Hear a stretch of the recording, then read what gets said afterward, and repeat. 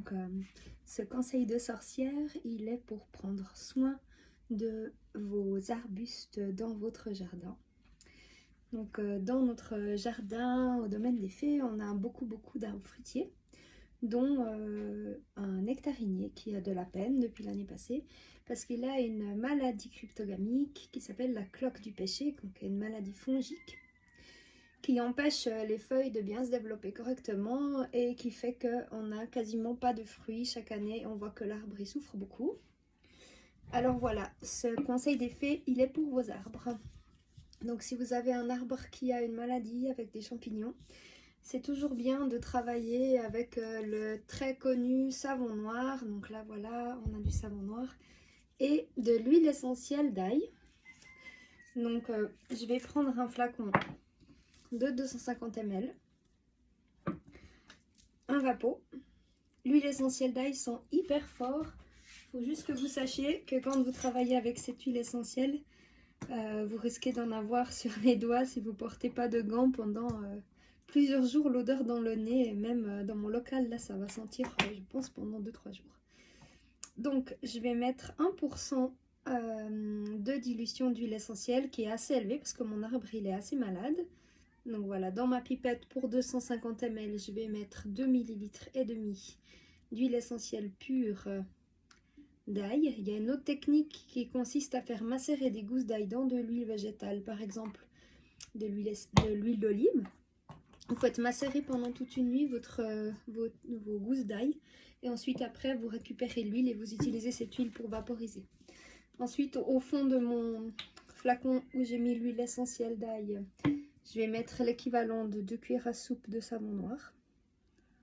J'y vais un peu à l'œil. Il faut que vous sachiez que malgré que j'ai une formation de droguiste à la base, quand on travaille avec les énergies des fées, c'est souvent très créatif. Et pour moi, quand je fais des mélanges comme ça pour le jardin, j'y vais au hasard. À part pour les dosages d'huile essentielle qui sont extrêmement importants parce que si on les dépasse, eh bien, on peut faire griller les plantes, la peau, ou c'est pas bon quoi. Donc voilà, là je mélange un peu mon huile essentielle avec le savon, ça va permettre à ce qu'elle va mieux ensuite se diluer dans l'eau, même si l'huile essentielle se dilue mal dans l'eau. Donc je mélange, je touille, et là maintenant je vais rajouter de l'eau jusque tout en haut, et puis je vais me diriger vers l'arbre pour vous montrer la suite. Voilà, alors comme vous voyez, ce pauvre petit nectarinier n'est pas tellement en bonne santé parce qu'il a déjà eu la maladie l'année passée, l'année d'avant, et j'avais pas fait attention, alors je ne l'ai pas traité suffisamment tôt. Mais là on voit les nouveaux bourgeons qui poussent, qui eux ont été épargnés grâce au traitement que j'ai déjà fait il y a 2 semaines. Et donc du coup je vais recommencer maintenant avec mon super spray. Donc bien agité avant l'emploi. Ensuite, on va tout vaporiser sur l'arbre. Voilà. Vous humectez bien chaque endroit pour penser à ce que ce produit naturel puisse aller là où les petits champignons se cachent partout. Donc, voilà. Et ce traitement, je vais le refaire dans 2 semaines. Donc c'est complètement naturel, vous risquez rien, c'est de l'huile essentielle d'ail. Peut-être vos nectarines auront un petit goût d'ail après ça, je peux pas vous garantir que non, mais ça donne un petit style. Ça vous fait de la cuisine, comment on dit, des îles en mélange sucré-salé. Allez, vous verrez, ce sera délicieux.